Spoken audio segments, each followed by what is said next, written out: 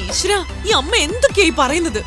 പറയുന്നതൊക്കെ ആദ്യം കഴിച്ചാലും പിന്നെ മധുരിച്ചോളും. വെറുതെ സ്ട്രെയിൻ എടുക്കല്ലേ കാവ്യ, ഇരിക്ക്. വേണ്ട അമ്മേ, ഇരിക്കങ്ങോട്ട്.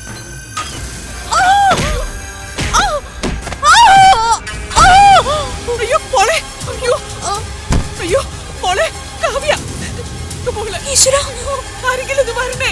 കൃഷ്ണ, എന്താ പറ്റിയത്? കൃഷ്ണ, മാഡം, മോളെ കാവ്യ. എന്താ എന്താ എന്താ പറ്റിയ?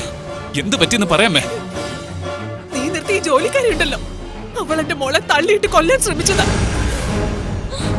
വേഗം ആശുപത്രി കൊണ്ടുപോ കൃഷ്ണ. കാവ്യ, കാവ്യ,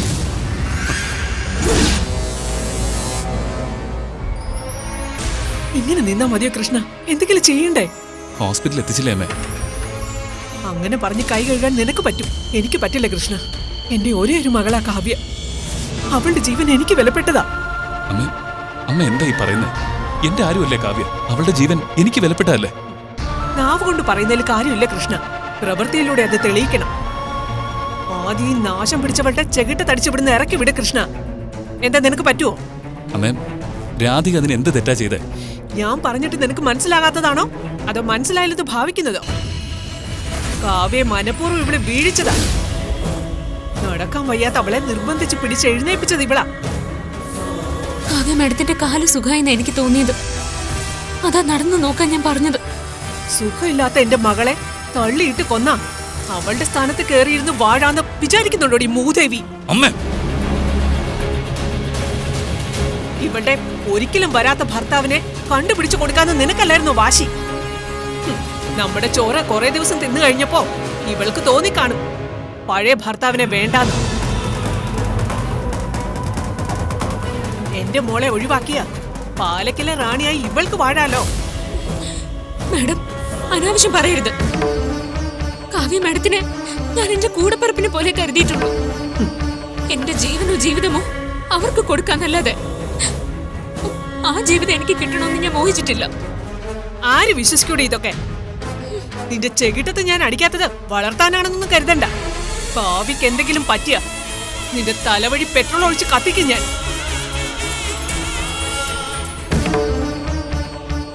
ഡോക്ടർ, എങ്ങനെയുണ്ട് കാവ്യക്ക്? ഡോക്ടർ, ഒന്ന് വേഗം പറ ഡോക്ടർ. ഞാൻ ഇവിടെ തീ നിന്ന് നിൽക്കുകയായിരുന്നു. കാവ്യ എവിടേക്ക് വേണമെങ്കിലും കൊണ്ടുപോകാം ഡോക്ടർ. എത്ര നല്ല ചികിത്സ വേണമെങ്കിലും ചെയ്യാം. നിങ്ങൾ എന്തൊക്കെയാ പറയുന്നത്? എനിക്കൊന്നും മനസ്സിലാകുന്നില്ല. സമാധാനമായിട്ടിരിക്കും. കാവ്യക്ക് ഒരു കുഴപ്പമില്ല. കുഴപ്പമൊന്നുമില്ലേ? അതെങ്ങനെ ശരിയാവും? അതെന്താ, കാവ്യക്ക് എന്തെങ്കിലും കുഴപ്പം വരണമായിരുന്നോ?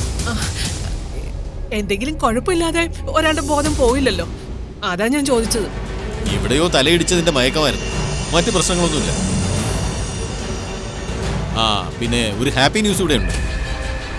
കാവ്യയുടെ കാലിലെ പ്ലാസ്റ്റർ റിമൂവ് ചെയ്തിട്ടുണ്ട്. പഴയതുപോലെ അവൾക്കിനി എണീറ്റ് നടക്കാം. ഒരു കുഴപ്പമില്ല.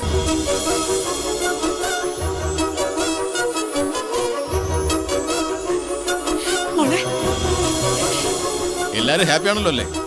Thank you doctor. You are welcome. കുറച്ച് പേടിച്ചു അല്ലേ? കുറച്ചധികം. സോറി കേട്ടോ, അമ്മേനെ വീൽ ചെയറിൽ പിടിച്ചിരുത്താൻ നോക്കിയതാ, ഞാൻ ശ്രദ്ധിച്ചില്ല. തെന്നിപ്പോയി വീണതാ. എന്നിട്ട് തന്റെ അമ്മ പറഞ്ഞ കഥ വേറെയാണല്ലോ കാവ്യ. എന്ത് കഥ? രാധിക നിന്നെ മനഃപൂർവ്വം തള്ളിയിട്ട് കൊല്ലാൻ നോക്കിയാത്ര. കഷ്ടമുണ്ടമ്മേ. രാധികയോടുള്ള ശത്രുത തീർക്കാൻ എന്റെ വീഴ്ചയും അമ്മ ആയുധമാക്കിയല്ലോ. മഹാ കഷ്ടം.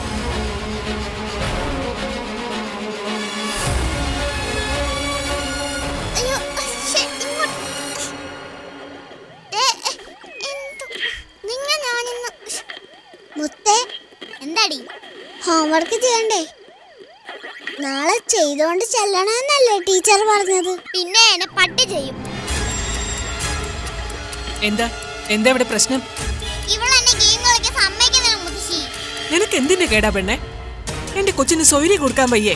ഹോംവർക്ക് ചെയ്തില്ലെങ്കിൽ മുത്തിന്റെ ടീച്ചർ വഴക്ക് പറഞ്ഞാലോ എന്ന് ഓർത്താ ചെയ്യാൻ പറഞ്ഞത്. എന്റെ കാര്യം ഞാൻ നോക്കിക്കോളാം. അല്ലെങ്കിൽ തന്നെ നീ എന്തിനാണ് ഇവിടെ വന്നിരിക്കുന്നേ? പട്ടിക്കൂട് പോലെ താമസിക്കാൻ നിനക്കൊക്കെ അവിടെ ഒരു മുറി തന്നിട്ടില്ലേ?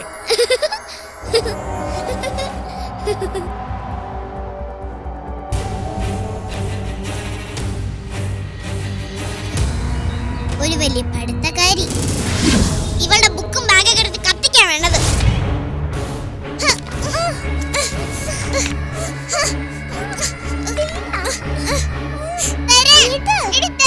എന്താ അവിടെ? Good morning.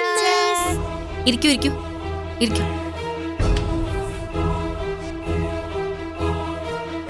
ഇന്നലത്തെ ഹോംവർക്കൊക്കെ എല്ലാരും ചെയ്തല്ലോ അല്ലേ? ചെയ്യാത്തവരുണ്ടെങ്കിൽ എഴുന്നേറ്റ് നിന്നേ. ആഹാ, പതിവുകാരെല്ലാം ഉണ്ടല്ലോ.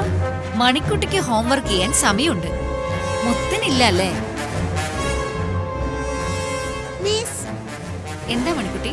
ഞാൻ മാത്രമല്ല, മുത്തും ഹോംവർക്ക് ചെയ്തിട്ടുണ്ട്.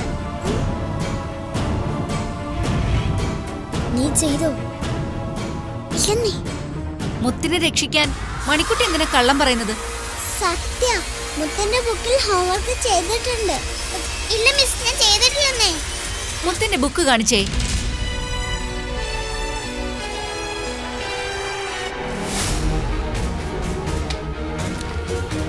ഹോംവർക്ക് ചെയ്തിട്ടുണ്ടല്ലോ മുത്തേ. എന്തായാലും ഉഴപ്പൊക്കെ മാറ്റിവെച്ച് പഠിക്കാൻ തീരുമാനിച്ചല്ലോ. Very good, ചെന്നിരുന്നോളൂ.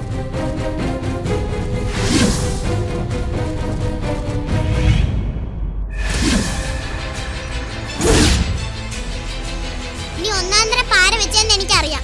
സത്യം എന്താന്ന് മര്യാദയ്ക്ക് പറഞ്ഞു പറയടേ. നീ ഇവരെന്നെ തെറ്റിക്കാനായിട്ട് നോക്കിയതല്ലേടി നീ?